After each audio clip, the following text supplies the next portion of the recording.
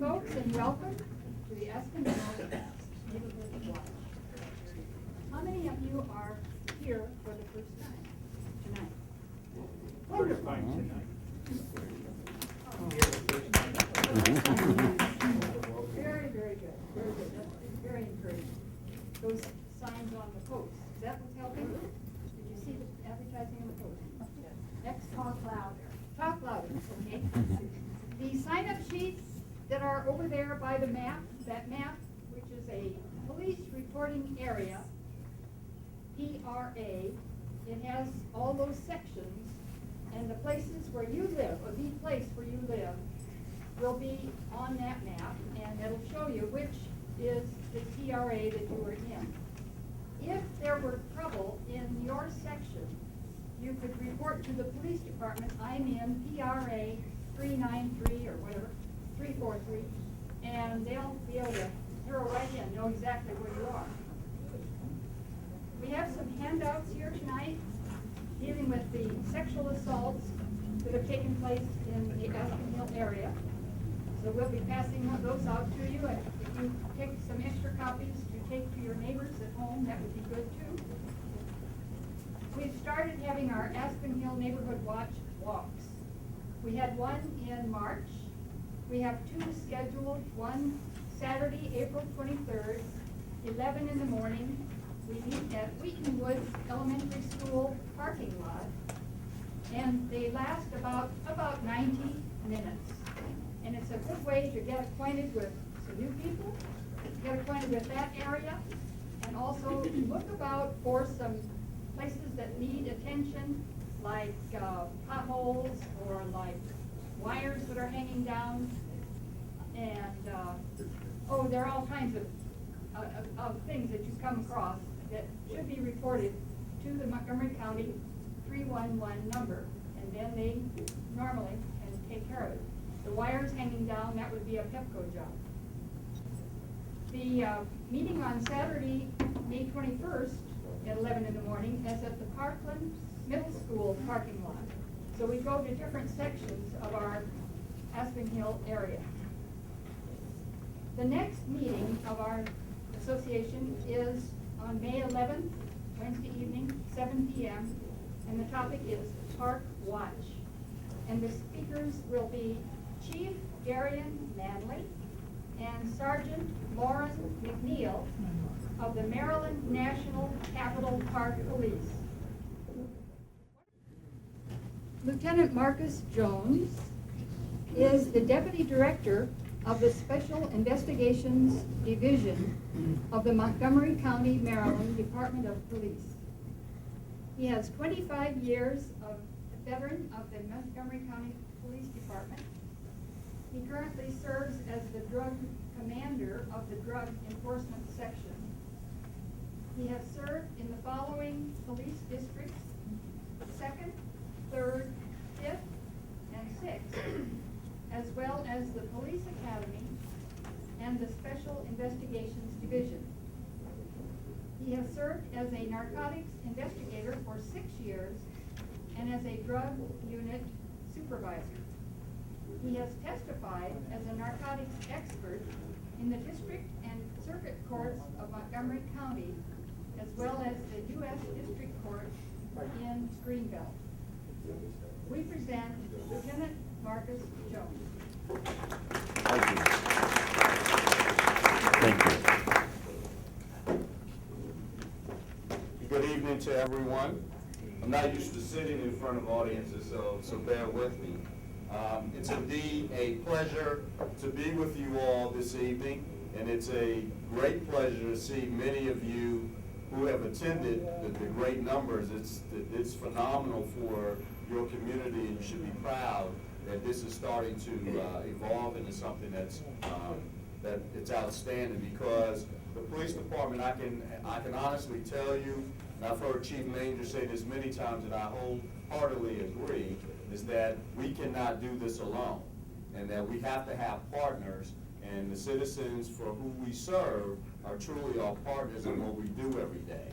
So again, I applaud you for taking the time out. I know everyone has busy schedules, That's just the way it goes. I just came from my daughter's softball game and made it over here in time, so I was glad that I was able to accomplish that. So that's an accomplishment within itself.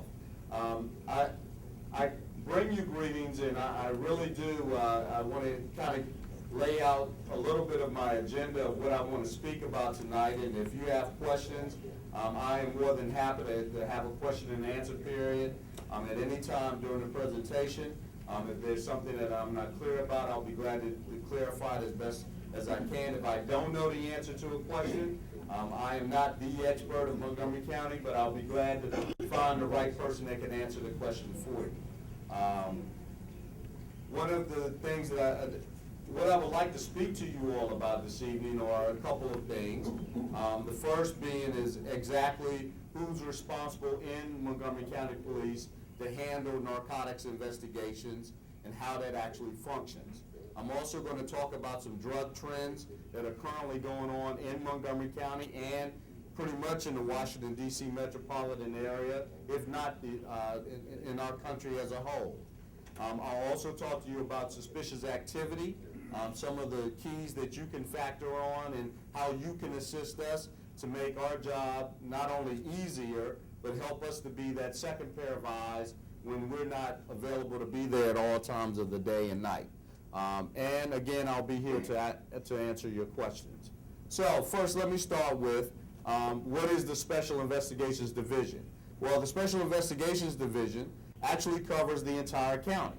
And as me, I cover the Drug Enforcement Section. I command that particular section. And we have another lieutenant within my division, Lieutenant Patil, who actually covers what we call our Criminal Enterprise Section, which covers our vice and intelligence.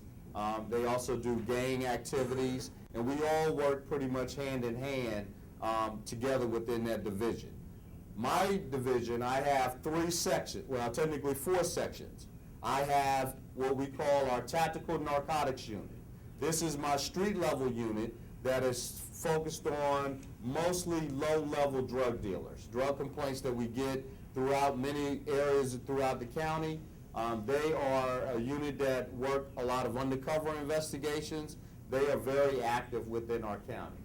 I also oversee what we call our Drug Interdiction Unit. We have, unfortunately, throughout this county and throughout the state of Maryland particularly, and again, all phases of the country, people who like to distribute drugs in a very unique way. They like to send it through UPS. They like to send it through FedEx, the post office. They just utilize many different avenues, and this particular unit is responsible for interdicting those parcels when given the opportunity to do so. So I have 3 very fine investigators that also work hand in hand with Maryland State Police and some other local federal authorities in the area where we focus on that type of activity. I then have what we call the Pharmaceutical Unit. I have 2 investigators who are fully assigned to deal with the ever-growing concern and a major problem within our country of pharmaceutical abuse.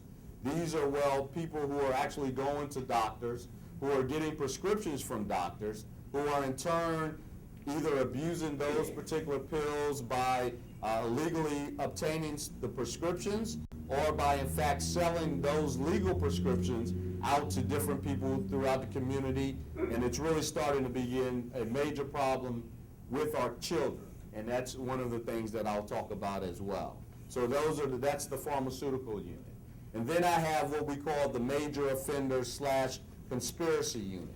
These are my investigators who go after the major drug dealers in and around Montgomery County, and who also, where in drug dealing there are no boundaries.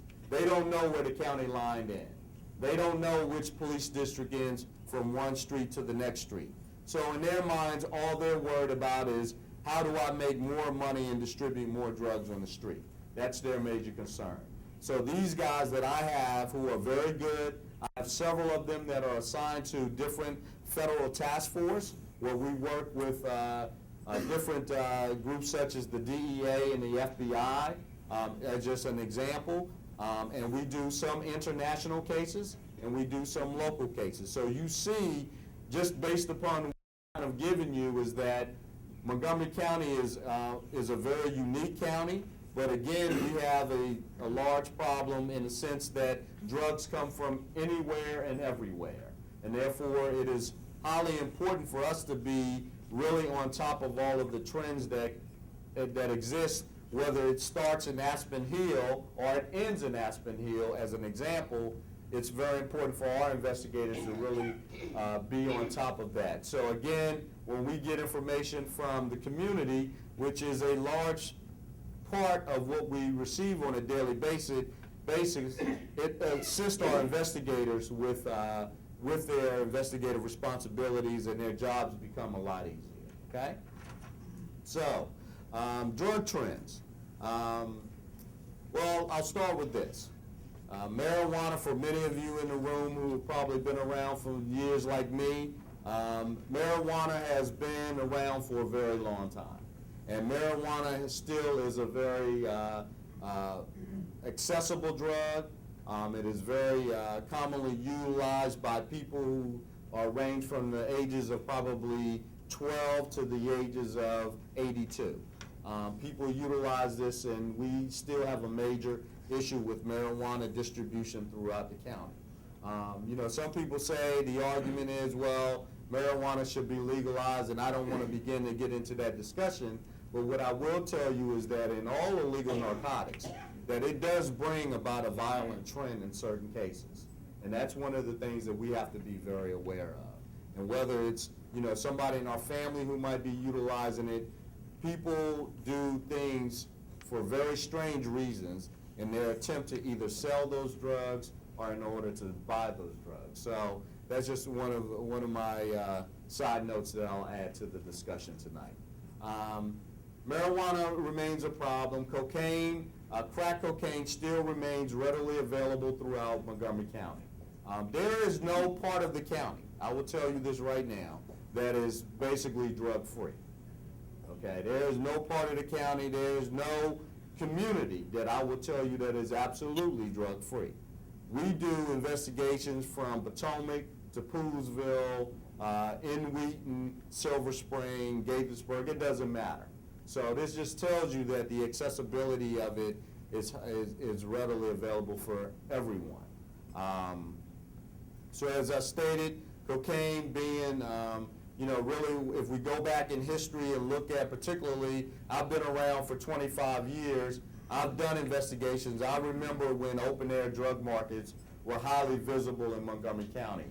I did a lot of undercover investigations buying drugs from street-level drug dealers. So I know exactly, I've seen a transformation, the way drug dealers work from, say, for instance, in 1991 to the way they operate today in 2011. And trust me, it's totally different. Though there are certain parts of this activity that sometimes remain the same when it comes to violence and something of the sort. So, you know, I will make that point. There are other drugs that are readily available that is not as available as the other two, but I would say that heroin is readily available and it's really become popular for a very unique reason with our youth here recently. We've seen this trend over the past 5 years where for some reason young people are starting to sort of indulge in experimenting with heroin, which will lead me to another drug that is of probably my most concern that I want to make sure that all of you all are aware of before we leave here this evening. But those are more of your illicit drugs that we see. We still see, and I'm sad to see that PCP has made its comeback here in the Washington, D.C. metropolitan area. We had seen during a time that the trend had sort of subsided for some reason, but we're starting to see younger people start to experiment with that a little bit, and that's a very dangerous drug. And trust me, when you smell it, you would know it the minute that you smelled it, because it's something like you've never smelled before, and it leaves you with a tremendous headache that won't go away for a couple of hours.